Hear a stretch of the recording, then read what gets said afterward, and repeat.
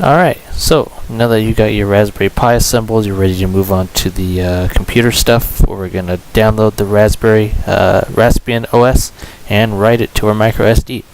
So you're going to want to open up your Internet Explorer or your Google Chrome or whatever internet browser you use.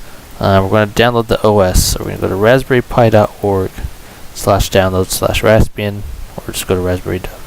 Yeah, we're going to go here. So there's the Raspbian Stretch and the Raspbian Stretch Lite. We're going to get the Stretch with desktop just because, that's what I'm using. And so you don't differ from that too much. But so you want to download the torrent or download the zip. Zip will be the easiest. It's going to take a little while longer. So just go ahead and click that and let it download.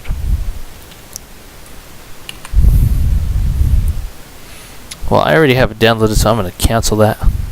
So after we have that downloaded,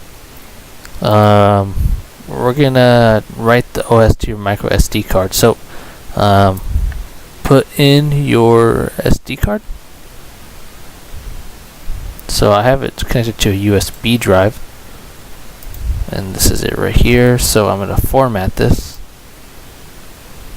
That should be FAT32.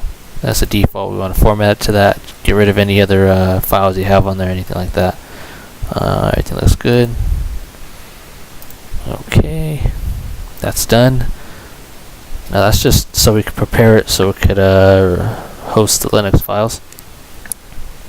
So that's done. Now that we formatted that, we're going to download and install Etcher. Now you go to etcher.io.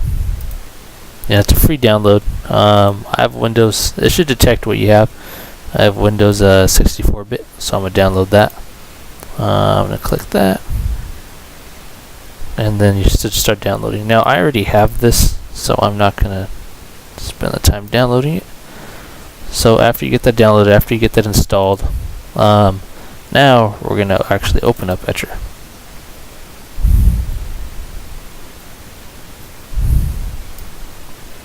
Now we're going to select image, and the image is your Raspbian Stretch. So Raspbian Stretch.zip. Now this second part is really important. This device that we're going to be writing to. You want to make sure it's the correct one. Mass storage device, USB device. I'm going to go back to my this PC folder. Oh crap.